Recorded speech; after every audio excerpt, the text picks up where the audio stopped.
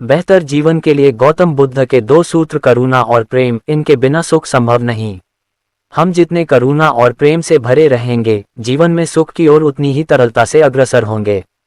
भगवान बुद्ध ने अपनी वाणी और जीवन लीला में कई बार इन दो तत्वों का उदाहरण प्रस्तुत किया। संपूर्ण बौद्ध धर्म की आधारशिला ही ये विचार है कि जीवन क्रोध रहित, करुणा और प्रेम से भरा हो। क्रोध का त्याग करुणा और प्रेम की उत्पत्ति का प्रारंभ बिंदु है। 14वें दलाई लामा के ऐसे ही कुछ बहुप्रचारित विचार जो समय समय पर संसार को दिए गए हैं। करुणाशील मानवीय स्नेह वास्तव में महत्वपूर्ण है। हमारा चित्त जितना अधिक करुणाशील होगा, हमारे मस्तिष्क का कार्य उतना बेहतर होगा। यदि हमारा चित्त भय और क्रोध जनित करता है, जब ऐसा होता है तो हमारा दिमाग अधिक बुरी तरह से काम करता है। एक अवसर पर मेरी एक वैज्ञानिक से भेंट हुई जो 80 वर्ष का था। उसने मुझे अपनी पुस्तकों में से एक दी। मुझे लगता है कि उसका शीर्षक था, हम क्रोध के बंदी हैं, ऐसा कुछ। अपने अनुभव पर चर्चा करते हुए उन्होंने कहा कि जब हम किसी वस्तु की ओर क्रोध उत्पन्न करते हैं तो वस्तु बहुत नकारात्मक प्रतीत होती है, पर उस नकारात्मकता का 90% हमारा अपना मानसिक प्रक्षेपण है। यह उसके अपने अनुभव से था। बौद्ध धर्म भी वही कहता है। जब नकारात्मक भावना विकसित होती है तो हम वास्तविकता नहीं देख सकते। जब हमें निर्णय करने की आवश्यकता होती है और चित्त पर क्रोध हावी हो जाता है तो संभावना है कि हम गलत निर्णय लेंगे।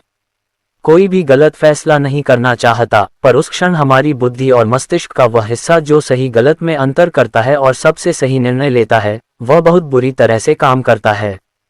यहाँ तक कि महान नेताओं ने भी ऐसा अनुभव किया है। इसलिए करुणा व स्नेह मस्तिष्क को अधिक आसानी से कार्य करने में सहायता करते हैं। दूसरी बात, करुणा हमें आंतरिक शक्ति देती है। ये हमें आत्मविश्वास देती है और भय कम होता है, जो फिर हमारे दिमाग को शांत रखता है। इसलिए करुणा के दो कार्य हैं। ये हमारे मस्तिष्क को बेहतर कार्य करने में सक्षम करता है और आंतरिक शक्ति लाता है। यही सुख के कारण हैं। मुझे लगता है कि ऐसा है। अब अन्य संकाय भी निश्चित रूप से सुख के लिए अच्छे हैं। उदाहरणार्थ, सभी को धन पसंद है। यदि हमारे पास पैसा है तो हम अच्छी सुविधाओं का आनंद ले सकते हैं। साधारणतया हम इनको सबसे महत्वपूर्ण चीजें मानते हैं, पर मुझे लगता है कि ऐसा नहीं है। शारीरिक प्रयास के माध्यम से भौतिक सुख प्राप्त हो सकता है, परंतु मानसिक प्रयास से चित्त की शांति आनी चाहिए। यदि हम दुकान पर जाकर दुकानदार को पैसे देकर कहें कि हम चित्त की शांति खरीदना चाहते हैं तो वे कहेंगे कि उनके पास बेचने के लिए कुछ भी नहीं है। कुछ दुकानदारों को लगेगा कि यह कुछ पागलपन है और वे हम पर हंसेंगे। कुछ इंजेक्शन या गोली शायद अस्थायी खुशी या चित्त की शांति दे सकते हैं, परंतु पूर्ण रूप से नहीं। हम परामर्श के उदाहरण से देख सकते हैं कि हमें चर्चाओं और तर्कों के माध्यम से भावनाओं से निपटने की आवश्यकता है। इस प्रकार हमें एक मानसिक दृष्टिकोण का उपयोग करना चाहिए। अतः जब भी मैं व्याख्यान देता हूं, मैं कहता हूं कि हम आधुनिक लोग बाहरी विकास पर अत्यधिक सोचते हैं। यदि हम केवल उस स्तर पर ध्यान दें तो वह पर्याप्त नहीं है। वास्तविक सुख और संतुष्टि भीतर से आनी चाहिए। उसके लिए बुनियादी तत्व हैं करुणा और मानव स्नेह, और ये जीव विज्ञान से आते हैं। एक शिशु के रूप में हमारा अस्तित्व मात्र स्नेह पर निर्भर करता है। यदि स्नेह है तो हम सुरक्षित महसूस करते हैं। अगर ऐसा नहीं है तो हम व्याकुल व असुरक्षित अनुभव करते हैं। यदि हम अपनी माँ से अलग हो जाएं तो हम रोते हैं। यदि हम अपनी माँ की बाहों में हैं और माँ ने हमें कसकर प्रेम से पकड़ी हुई है तो हम खुश होते हैं और चुप रहते हैं। एक बच्चे के रूप में यह एक जैविक कारण है। उदाहरण के लिए, एक वैज्ञानिक, मेरे शिक्षक, एक जीव विज्ञानी जो परमाणु हिंसा के विरोधी हैं, ने मुझे बताया कि जन्म के बाद कई हफ्तों के लिए एक माँ का शारीरिक स्पर्श बच्चे के मस्तिष्क के विस्तार और विकास के लिए बहुत महत्वपूर्ण है। ये सुरक्षा और आराम की भावना लाता है और यह मस्तिष्क सहित भौतिक विकास के उचित विकास की ओर ले जाता है। इस तरह करुणा और स्नेह का बीज धर्म से नहीं आता, ये जीव विज्ञान से आता है। हम में से प्रत्येक अपनी माँ के गर्भ से आए हैं और हम में से प्रत्येक अपनी माँ की देखभाल और स्नेह के कारण जीवित रहे। भारतीय परंपरा में हम एक शुद्ध भूमि में कमल से जन्म को मानते हैं। ये सुनने में बहुत अच्छा लगता है, पर संभवतः वहाँ लोगों को व्यक्तियों की तुलना में कमल के प्रति अधिक स्नेह है। अतः माता के गर्भ से पैदा होना बेहतर है। ऐसी स्थिति में हम पहले से ही करुणा के बीज से सुसज्जित हैं। तो वे सब सुख के कारण हैं। गौतम बुद्ध से सीखें खुद को वश में करने का तरीका। एक बार गौतम बुद्ध एक शहर में प्रवास कर रहे थे। उनके साथ कुछ शिष्य भी थे।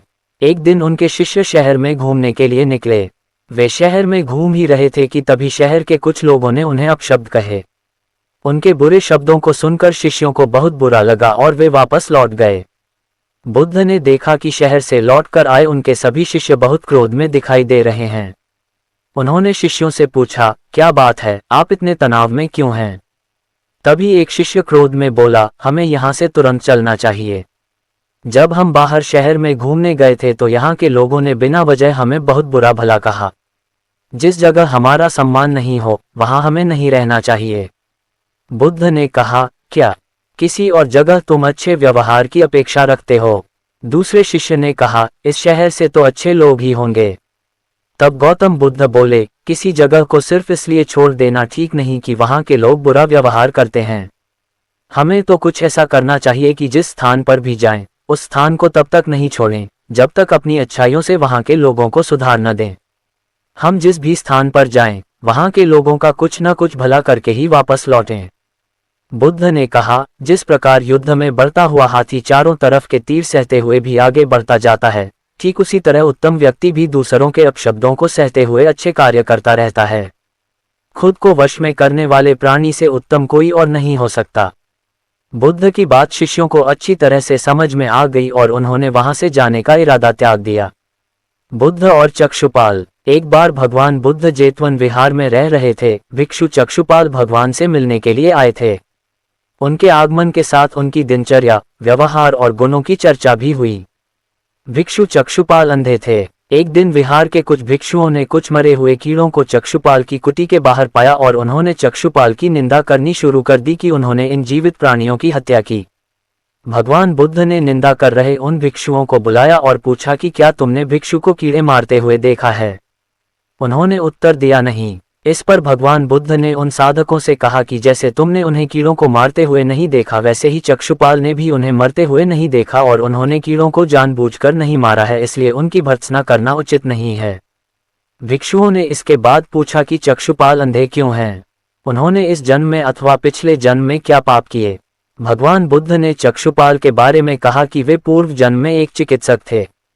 एक अंधी स्त्री ने उनसे वादा किया था कि यदि वे उसकी आंखें ठीक कर देंगे तो वह और उसका परिवार उनके दास बन जाएंगे। स्त्री की आंखें ठीक हो गईं, पर उसने दासी बनने के भय से यह मानने से इनकार कर दिया। चिकित्सक को तो पता था कि उस स्त्री की आंखें ठीक हो गई हैं। वह झूठ बोल रही है। उसे सबक सिखाने के लिए या बदला लेने के लिए चक्षुपाल ने दूसरी दवा दी। उस दवा से महिला फिर अंधी हो गई। वह कितना ही रोई पिटी, लेकिन चक्षुपाल जरा भी नहीं पसीजा। इस पाप के फलस्वरूप अगले जन्म में चिकित्सक को अंधा बनना पड़ा। एक बार भगवान बुद्ध अपने अनुयायियों के साथ किसी गांव में उपदेश देने जा रहे थे।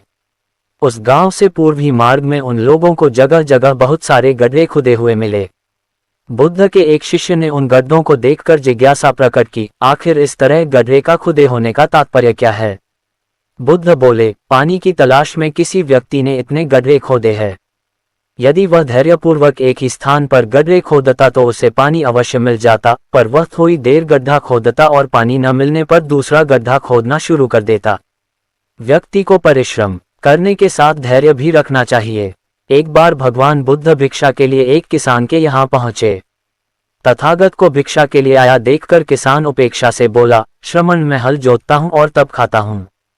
तुम्हें भी हल जोतना और बीज बोना चाहिए और तब खाना खाना चाहिए। बुद्ध ने कहा, महाराज, मैं भी खेती ही करता हूँ। इस पर किसान को जिज्ञासा हुई और वह बोला, मैं न तो तुम्हारे पास हल देखता हूँ, ना बैल और ना ही खेती का स्थल। तब आप कैसे कहते हैं कि आप भी खेती ही करते हो? आप कृपया अपनी खेती के संबंध में समझाएं। बुद्ध ने कहा, महाराज, मेरे पास श्रद्धा का बीज, तपस्या रूपी वर्षा और प्रजा रूपी जोत और हल है। पाप भीरुता का दंड है, विचार रूपी रस्सी है, स्मृति और जागरूकता रूपी हल्की फाल और पेनी है।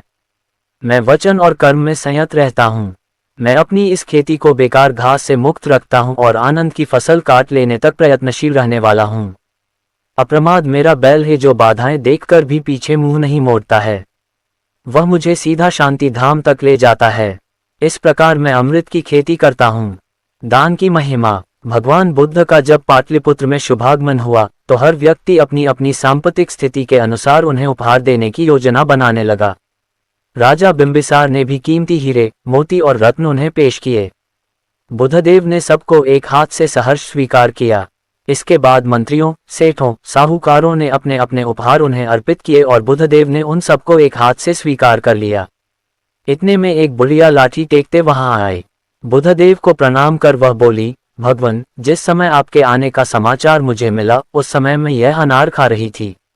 मेरे पास कोई दूसरी चीज न होने के कारण मैं इस अधखाए फल को ही ले आई हूं।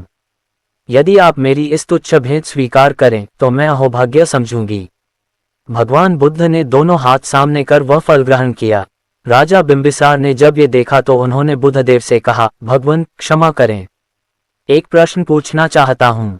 हम सब ने आपको कीमती और बड़े बड़े उपहार दिए जिन्हें आपने एक हाथ से ग्रहण किया, लेकिन इस बुढ़िया द्वारा दिए गए छोटे एवं जूठे फल को आपने दोनों हाथों से ग्रहण किया, ऐसा क्यों?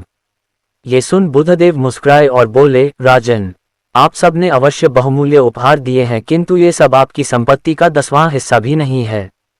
आपने ये दान दीनों और गरीबों की भलाई के लिए नहीं किया है, इसलिए आपका ये दान सात्विक दान की श्रेणी में नहीं आ सकता। इसके विपरीत इस बुढ़िया ने अपने मुंह का कौर ही मुझे दे डाला है।